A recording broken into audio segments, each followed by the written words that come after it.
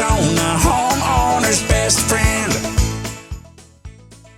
Come on around back, Arizona, Saturday morning, 8 o'clock, the outdoor living hour of Rosie on the House.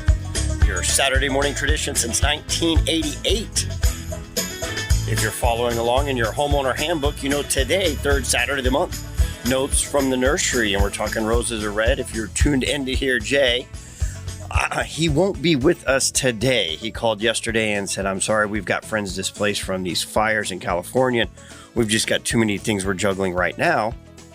But why don't you call Ryan Regear, who does the Rose Auction, today. He loves talking about roses, and I bet he'll be there for you. So I called and left a message, and I thought, this is Friday. It's about 10 o'clock.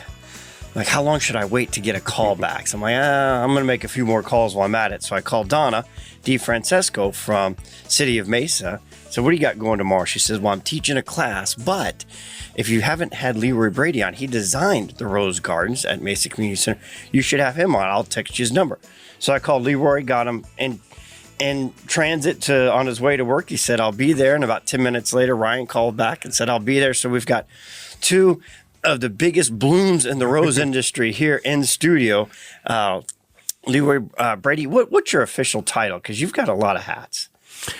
I'm the chief landscape architect for ADOT. I have been there 50 years and led the way on landscaping of all the freeways and revegetation of highways throughout the state.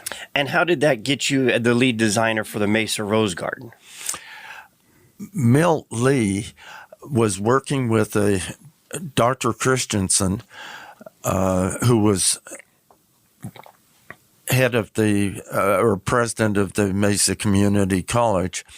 And Milt liked roses. He had retired from the Mesa United Way, and the college had a study done on how could they attract more attention. And the study came back and said that it looked like a series of cracker boxes surrounded by parking, and they needed to do something that was more visually attractive. Well, Milt Lee happened to like roses. He called me, and when I got back to my office, my secretary said, Milt Lee called. I said, oh, no, that means you've been volunteered for something. And we had a meeting with the president, and I had walked through the campus and suggested that there was only one place, but they used that quad area for graduation, so roses wouldn't work there. But along Southern Avenue, that would be an attractive rose garden, and people passing by would see it. And the President Christensen said, LeRoy, I can't visualize it. Can you do some sketches? And we did. And he said, let's go for it. And Milt Lee began raising money from the community to fund the Rose Garden. So the Rose Garden was funded by contributions, people putting in $500 to establish a rose bed. We started in 1998, and we have about 10,000 roses in the Rose Garden now. And to your frame of reference, we were talking earlier, the largest rose garden known in the Southwest. Yes, it is. And it's also a test rose garden, the only one in the desert, where we test roses for AGRS, American Rose Gardens, and evaluate those roses for 2 years, and then those that are really good are winners. Well, we appreciate you spending your Saturday morning down here with us, and we'll be talking roses this entire hour. LeRoy Brady, of the lead architect of landscape for Arizona Department of Transportation. So all the landscape along the highways you see, you've got some kind of role in that over the past 50 years. Oh, yes. It's an exciting job, and it changes, and climate is changing too. Do you have one stretch that's like, that's my favorite? No, that would be like having a favorite child. Ryan, Yeah. now you are also a Rosarian, but I know that's not. What else is your role? Because you have a lot of hats in this as well.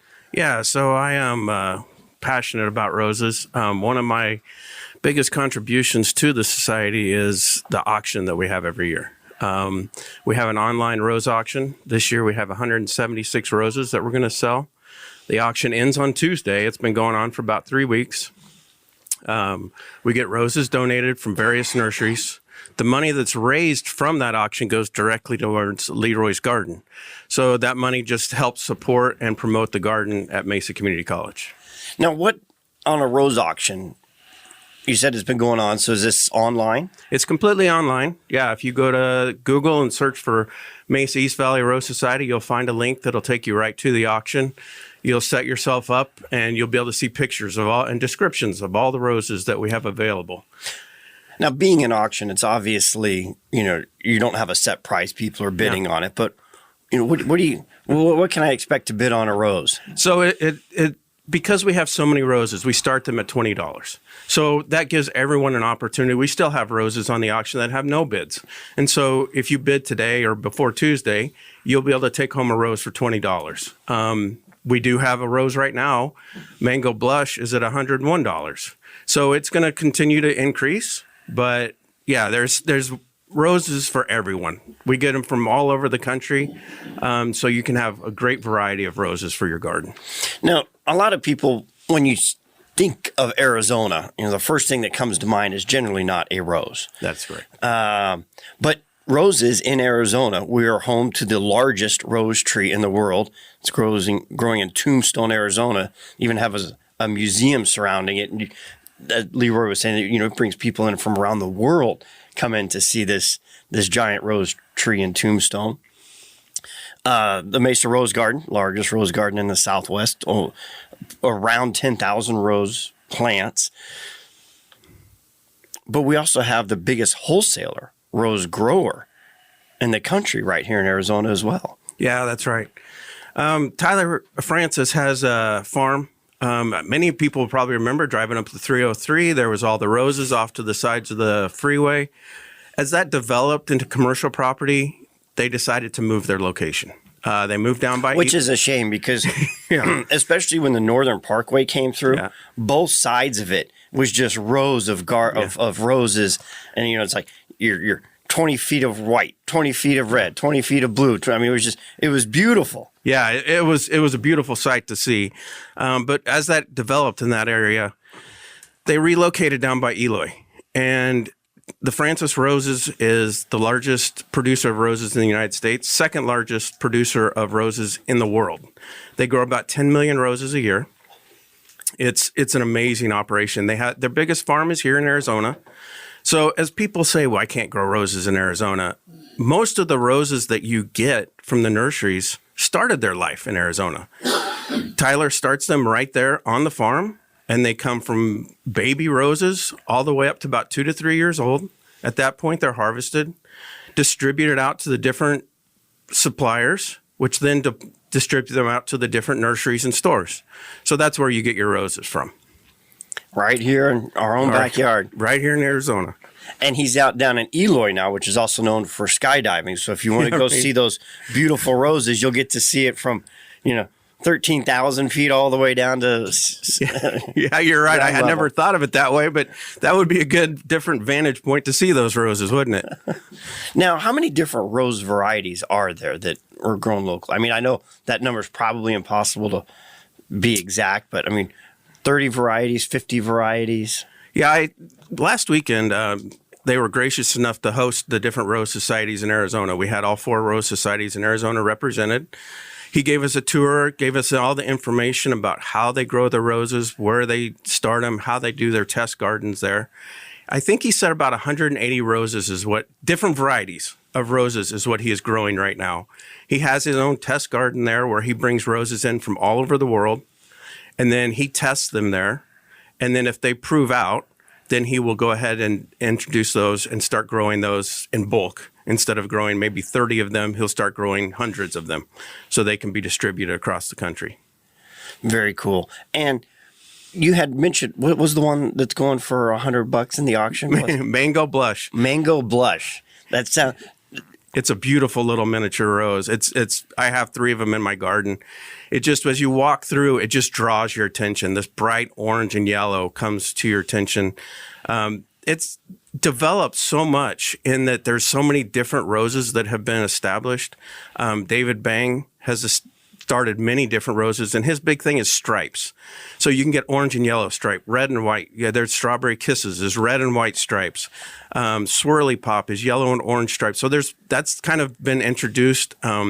There's even hybrid teas. Red Intuition is a red and a really dark, almost black red striped rose, which I really like. It's just very unique. Every one of those roses has a different appearance. No two look the same. And do you have a favorite? My favorite right now is probably Pinnacle. I love 4th of July. It's a climbing rose. Again, it's striped. It's red and white striped. Some of them will have red with white stripes, and some will be white with red stripes. It's a beautiful, beautiful climbing rose. And LeRoy, what varieties do you enjoy? I won't ask your favorite. I'll just ask what varieties you enjoy. I enjoy the striped roses also, like 4th of July. And in the Rose Garden, we've got about 560 different varieties of roses. So it crosses a big swath of the rose world. In the Veterans Garden.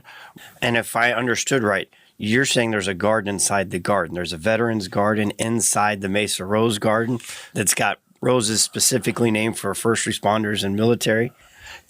The Veterans Garden, all the roses in there, and there are about 60 different varieties, have patriotic names or military names. And the rose under the American flag is Stars and Stripes. And there's even a Women in Military in the Rose Garden. So we have 4th of July, America, Purple Heart. We have 5 circles that represent each of the services with the flag of that service. We also have a memorial to the Tomb of the Unknown Soldier, which 2 years ago was 100 years old. We also have a sculpture, a statue of Ernest McFarland, who was the U.S. Senator from Arizona that wrote the GI Bill in 1945. And it shows Ernest McFarland handing some papers to a soldier. Around him, we have the Rose Verdun, which was a World War I battle. And we also have World War II Memorial Rose. Rosie on the house, every Arizona home.